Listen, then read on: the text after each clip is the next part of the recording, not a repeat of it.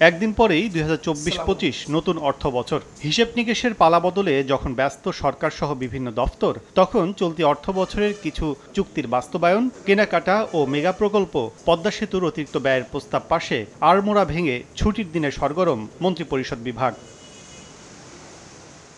অর্থবছর শেষ হওয়ার একদিন আগে, তাও আবার শনিবার, জরুরিভাবেই সরকারি ক্রয় সংক্রান্ত মন্ত্রিসভা কমিটির এ আয়োজন। অংশ নেন সরকারের ৫ মন্ত্রী, অর্থ প্রতিমন্ত্রী সহ বেশ কয়েকজন সচিব। এতে পদ্মা সেতু প্রকল্পে নদী শাসনের জন্য অতিরিক্ত ব্যয় প্রায় ২৫০ কোটি টাকা পাশের প্রস্তাব দেয়া হয়। এছাড়া সিলেট তামাবিল মহাসড়কের প্যাকেজ ১ ও ৩ এর কেনাকাটার জন্য প্রায় ২০০০ কোটি টাকা, আবুধাবি থেকে ৩০ মেট্রিক টন ইউরিয়া সার ও স্থানীয়ভাবে ৩ কোটি ২০ লিটার সয়াবিন ও রাইস ব্র্যান তেল কিনতে প্রায় ৫০০ কোটি টাকার মোট ৬টি ব্যয়ের প্রস্তাব পাশ করে মন্ত্রিসভা ক্রয় সংক্রান্ত কমিটি।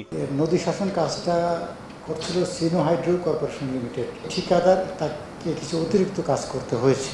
মূল চুক্তি মূল্য ছিল ৮,৭০৭ কোটি ৮১,৪১,৪46 টাকা।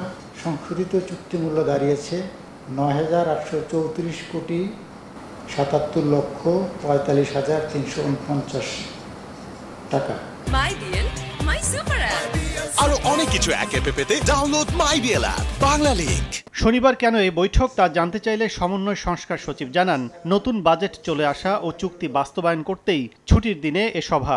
নেক্সট মিটিং হতে একটু সময় লাগতে পারে, ফলে এই কয়েকটা কারণে। আবার একই সাথে যে আমাদের এই সয়াবিন তেল এবং বিশেষ করে সয়াবিন তেল, যেটা আমাদের সবাইকে যাদেরকে দেওয়া হচ্ছে, দরিদ্র জনগোষ্ঠীকে দেওয়া হচ্ছে, এগুলির কারণেই আমাদের দ্রুততম সময় মিটিং ডাকতে হয়েছে।